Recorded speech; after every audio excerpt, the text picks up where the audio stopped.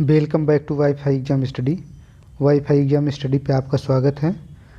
तो कई बार क्वेश्चन में पूछा जाता है पेपर में कि हिंदी वर्णमाला से स्वर व्यंजन या विसर्ग से क्वेश्चन बनते हैं। तो चलिए देखते हैं। वर्णमाला भाषा की सबसे छोटी इकाई वर्ण अक्षर कहलाती है। वर्ण के समूह को वर्णमाला कहते हैं।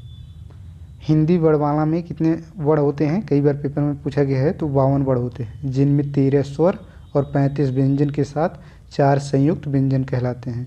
वर्णों को मुख्यतः 2 भागों में बांटा गया है, जिसमें स्वर और व्यंजन आते हैं। स्वर किसे कहते हैं?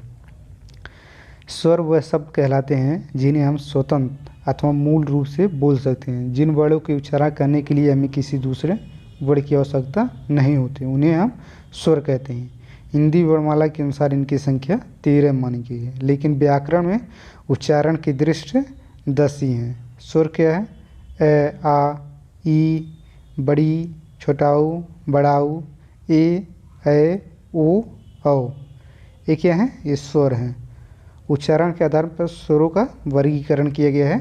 तो इसे 3 भागों में बांटा गया है उच्चारण के आधार पर। ह्रस्व स्वर, इस तरह के व्यंजन, इस तरह के स्वर्ण उच्चारण में कम समय लगता है। जो ह्रस्व स्वर है, इस तरह के जो वर्ण होते हैं, इनके उच्चारण में कम समय लगता है। जैसे आ, ई, उ, री। कई बार पूछा गया है। तो ह्रस्व स्वर कौन कौन से हैं? आ, ई, उ, री। दीर्घ स्वर, दीर्घ स्वर के उच्चारण में आपको 2 मात्रा अर्थात ह्रस्व से ज़्यादा समय लगता है, इन्हें हम दीर्घ स्वर कहते हैं। और प्लुप्त स्वर कहते हैं ऐसे स्वर जिनके उच्चारण में ज़्यादा समय लगता है, उन्हें प्लुप्त स्वर कहते हैं। इनका प्रयोग ज़्यादातर बुलाने के लिए होता है। जैसे कोई बुलाता है, हे राम, ऐसे क्या है? ये सब प्लुप्त स्वर हैं।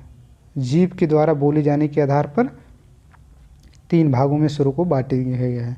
अग्र स्वर, जिन स्वरों में बोलने पर जीभ का अग्रभाग प्रयोग होता है, या अग्रभाग जो जैसे होठ छूता है जीभ से, तो कौन सा है? वो अग्र स्वर है। जैसे ई, बड़ी, ए।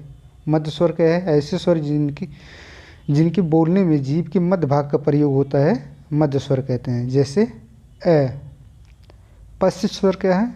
जीभ के जो पिछले हिस्से का जो भाग है, वहाँ से जो आवाज़ निकलती है, जो शब्द बोलने पे, वह पश्च स्वर कहलाता है। जैसे आ, उ, बड़ाऊ, ओ, औ आदि।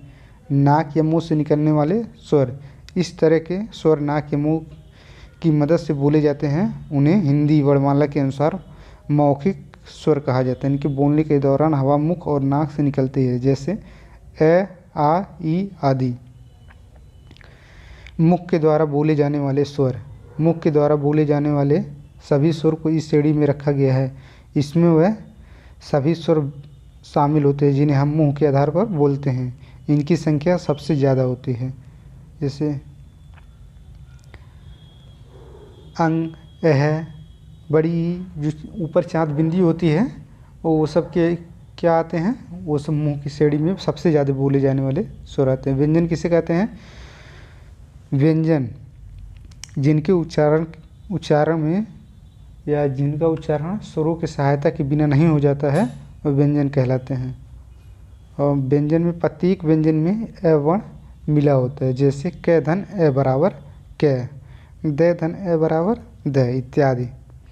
स्पर्श व्यंजन, स्पर्श व्यंजन में व्यंजनों का वर्गीकरण ध्वनि के आधार पर किया जाता है। यह निम्न प्रकार के होते हैं। कंठस्थ व्यंजन, जिनका ध्वनि कंठ अथवा गले से निकलता है। जैसे कैक है, गैग है, अंग आदि। तालव्य व्यंजन, जिनकी ध्वनि ताल से, जीभ के तालु से निकलती है। जैसे च, छ, ज, झ, ञ। मूर्धन्य व्यंजन, जिनका उच्चारण मुंह के अंदर से होता है। जैसे ट, ठ, ड, ढ, अण आदि। दंतस्थ या दंत व्यंजन, जिन व्यंजनों का उच्चारण दांत की मदद से होता है। जैसे त, थ, द, ध, न आदि। ये सब दंतस्थ व्यंजन।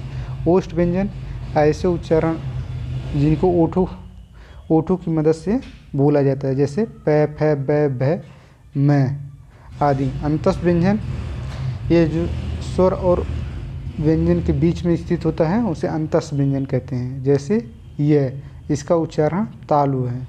रे, इसका उच्चारण दंत मूल है, अर्थात दंत और मूल दोनों है। ल, इसका उच्चारण दंत मूल या मसूड़ा है। व, व्यंजन के उच्चारण में इसमें दांत और निचला ओष्ठ प्रयोग होता है।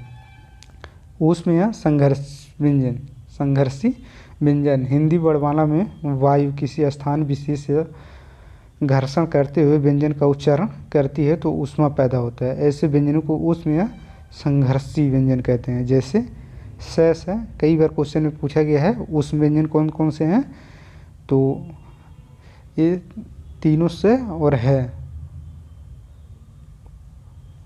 उत्थिष्ट व्यंजन। उत्थिष्ट व्यंजन में उच्चारण जीभ मूर्धा का स्पर्श करके तेजी से होता है। जैसे ढ और ड। संयुक्त व्यंजन। संयुक्त व्यंजन को दो वर्णों की मदद से बनाया जाता है। कई बार पेपर में पूछा गया है कि जो छतरी वाला है वो किस किस शब्द से मिलके बना है, तो क और षटकोण वाला है। अगर वीडियो अच्छी लगे तो प्लीज़ चैनल को सब्सक्राइब कीजिए और आपको PDF टेलीग्राम चैनल पर मिल जाएगी, जो कि वीडियो के डिस्क्रिप्शन के लिंक में है। आप वहां से जाके डाउनलोड कर सकते हैं और अपने दोस्तों को भी वीडियो को शेयर कीजिए। जय हिंद।